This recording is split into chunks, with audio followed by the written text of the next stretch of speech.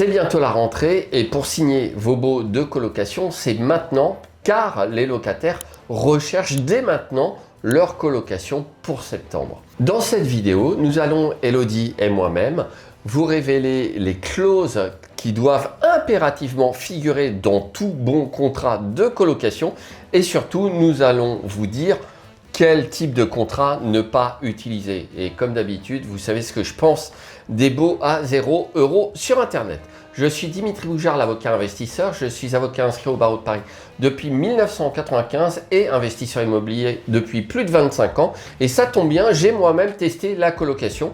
J'ai testé le bail classique, pas terrible de colocation. Elodie, tu as déjà été en colocation ? Ça risque pas.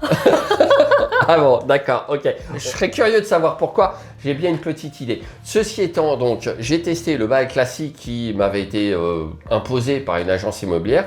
Et puis à un moment, Elodie et moi, nous nous sommes dit non, c'est plus possible. Il faut arrêter d'utiliser un bail marqué location ou colocation, car le régime juridique est totalement différent et on entre tout de suite dans le vif du sujet avec le fameux article 8 de la loi de 1989 sur les rapports locatifs. Alors, Elodie, on a co-rédigé le contrat de colocation, que ce soit la version colocation simple, dite individuelle, ou colocation en bail commun, encore dit bail collectif. Et tu as découvert avec moi finalement qu'on pouvait mettre certaines clauses dans le contrat de bail, alors que le contrat type, soi-disant imposé par service-public.fr, franchement, il n'est quand même pas terrible. Hein. Non, il n'est pas adapté. En plus, il n'est pas adapté. On a eu l'occasion, en fouillant ensemble sur la notion de couple, de pax, de concubinage ou de mariage, de se rendre compte qu'il fallait utiliser dans un cas ou dans l'autre le contrat de colocation ou un bail classique, notamment pour les paxés et les mariés, alors même que normalement, on ne peut pas réclamer à nos candidats locataires quel est leur régime matrimonial, voire même s'ils sont simplement en concubinage ou en couple. Ça, c'est les bizarreries nombreuses qu'on a eu l'occasion de découvrir dans le contrat de bail. On en a plein, hein. On s'est un petit peu écharpé sur l'indexation du loyer. Ah oui, elle était bien celle-ci. Elle était bien. Même service public n'a pas su répondre. Quelle clause essentielle? Tout d'abord, la clause dite de solidarité si vous êtes en bail collectif de colocation. Ça, c'est vraiment une clause importante. Parce que la différence, c'est que si un de vos colocataires en bail collectif, hein, évidemment pas en bail individuel, mais en bail commun, si un des colocataires s'en va et que vous avez stipulé une clause dite de solidarité dans le contrat, le colocataire sortant reste tenu du paiement du loyer pendant 6 mois après son départ et si un autre colocataire ne figure pas au contrat de bail. J'insiste bien sur le « et » parce que c'est une double condition. Donc c'est une clause extrêmement importante.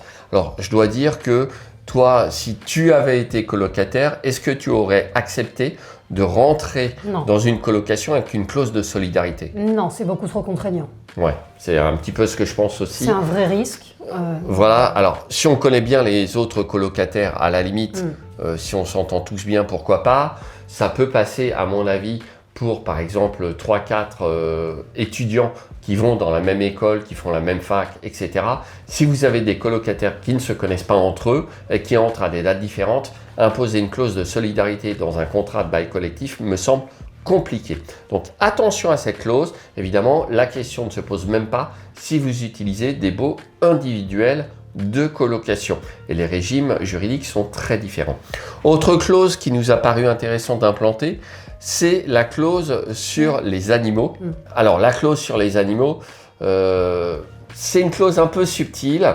On peut rappeler le principe. On n'interdit pas les animaux, on interdit les nuisances. Exactement. Bon, ben voilà, très simple. Hein. Vous avez compris qu'il faut être malin dans la rédaction du contrat de bail. La loi de 1989 vous interdit d'interdire purement et simplement les animaux, sauf les chiens d'attaque catégorie je ne sais plus quoi. Mais voilà, le principe est que vous n'avez pas le droit d'interdire les animaux de compagnie. En revanche, et Elodie est particulièrement sensible au bruit, je ne crois pas que tu apprécierais d'entendre un chien aboyer toute la journée, voire la nuit à côté de chez toi. Donc là, c'est pareil. Vous pouvez très bien mettre une clause qui interdit les nuisances.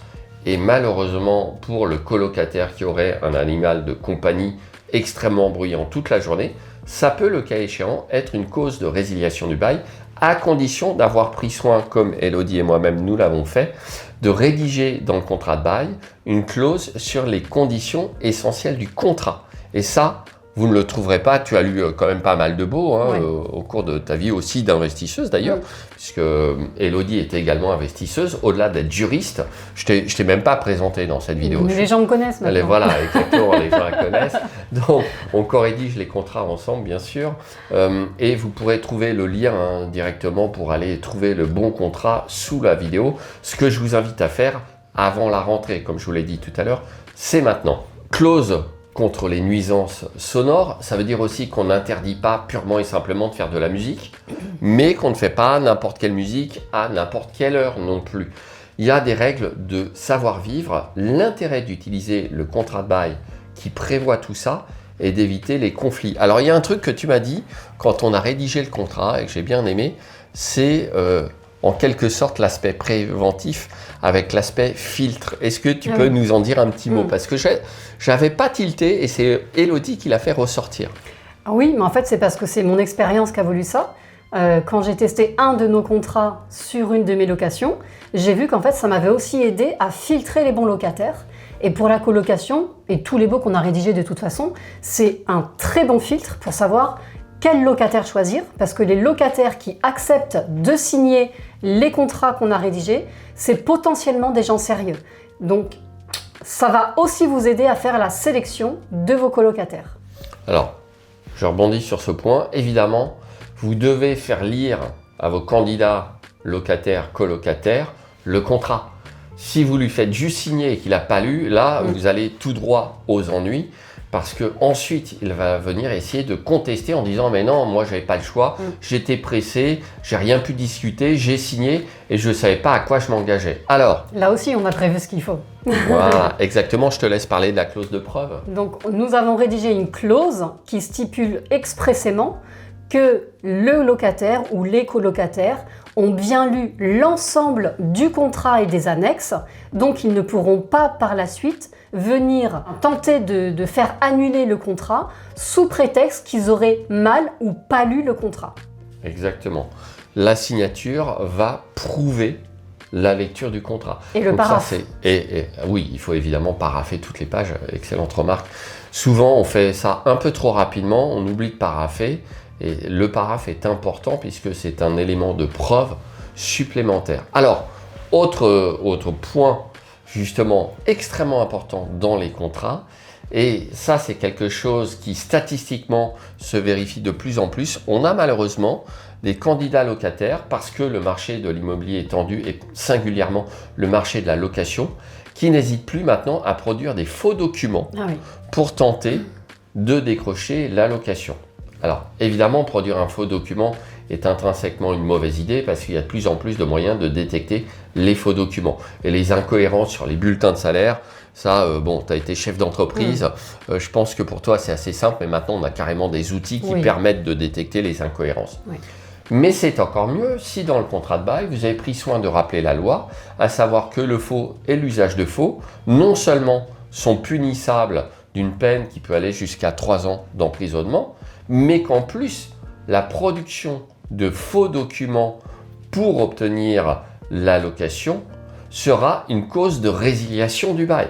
Et ça me paraît franchement parfaitement légitime de prévoir quelque chose en ce sens. Est-ce que vous accepteriez d'avoir comme locataire quelqu'un qui déjà vous a menti dès le départ et vous a grugé littéralement en vous produisant de faux documents? Non! Mais si vous ne le constatez que par la suite, eh bien, vous aurez cette clause qui vous permettra, le cas échéant, de faire résilier le contrat de bail. Le problème, c'est que cette clause n'existe dans aucun autre contrat de bail que les nôtres. Ça, ce sont quelques exemples sur lesquels je voulais insister pour vous montrer l'importance de la rédaction du contrat. Mais parlons un petit peu des annexes quand même. Puisque, voilà, Élodie, c'est Je suis la reine des annexes. La reine de l'annexe. Donc pourquoi les annexes sont-elles importantes?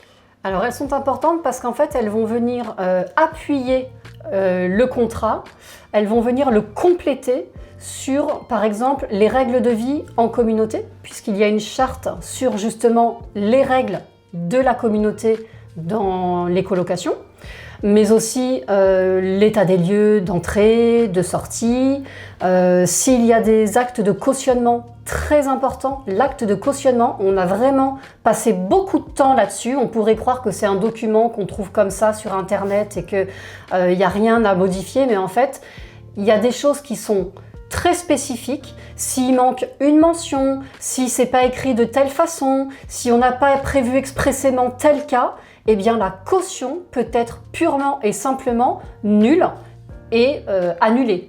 Donc ça, c'est rien que pour la caution. D'ailleurs, on vend les annexes à part pour les contrats. Je vous invite vraiment à avoir des bons documents. Qu'est-ce qu'on a d'autre comme annexe ? Il y a t'as évoqué la grille de vétusté, il y a la grille de vétusté. La charte ARCOM maintenant qui remplace le document d'information Hadopi. Alors ça, c'est en matière d'Internet, puisqu'en tant que propriétaire, vous êtes responsable de la sécurisation de votre box Internet. Bon, tout ça est quand même de plus en plus complexe, d'où l'intérêt d'avoir tout en un seul pack. Je vous rappelle que si vous êtes investisseur immobilier, quand même, c'est non seulement pour loger des gens dans de bonnes conditions, donc vous avez fait tous les travaux, vous avez un DPE qui est correct, votre logement est décent. Parfois, vous avez même dû réclamer un permis de louer, puisque dans ce merveilleux pays qu'est la France, parfois, il faut obtenir l'autorisation de louer à des gens qui sont là à hurler « je veux un logement, je veux un logement ». Mais ceci étant, le contrat est le squelette de votre activité de loueur.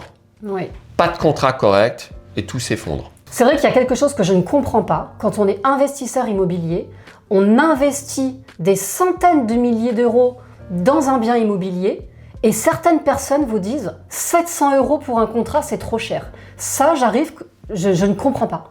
Je ne comprends pas, alors qu'un mauvais contrat peut tout vous foutre en l'air. Un mauvais contrat saccage toute votre rentabilité.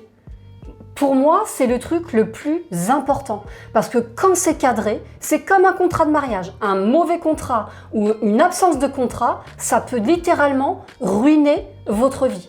Eh bien, dans l'immobilier, c'est exactement la même chose. Pas de contrat ou un mauvais contrat et vous vous êtes embêté à faire les bons investissements, la bonne renta, les bons matériaux, vous vous êtes fait accompagner, vous avez tout calculé, mais le contrat, ça vous fout tout en l'air. Là, c'est clé en main, vous avez tout, on a pensé à tout et vous n'aurez mais aucun problème. Et puisque vous êtes resté jusque-là, en bonus, je vous indique d'ailleurs qu'un décret est paru qui vient modifier prochainement au 1er octobre 2026 les modèles actuels que vous avez sur service-public.fr. Donc attention, nous allons mettre à jour également nos propres contrats pour les prochaines évidemment locations, pour les contrats en cours. La loi est d'application immédiate, mais elle ne rétroagit pas. Ça veut dire que les baux qui sont en cours restent parfaitement valables, quand bien même ils ne contiennent pas les nouvelles dispositions qui devront être inclus à partir du 1er octobre 2026. Donc, vous voyez, ça c'est important, ça change tout le temps. Et évidemment, nos contrats sont fournis avec 1 an de mise à jour. Voilà, c'est ce qu'on voulait vous partager aujourd'hui sur la colocation. La colocation, c'est un mode de location extrêmement intéressant. À une époque, j'ai fait de la location en colocation. Malheureusement, ma rentabilité était grignotée par les rotations des locataires parce que je ne gérais pas en direct. Et j'avais vraiment autre chose à faire. Donc l'agence immobilière me facturait la recherche de locataires, l'établissement de chaque contrat, et à l'époque j'avais pas mon propre contrat, et donc évidemment bon, depuis j'en ai fait autre chose. Aujourd'hui on a abordé la colocation, mais c'est valable pour tous les contrats immobiliers, et je vous dis, enfin on vous dit à très vite dans une prochaine vidéo.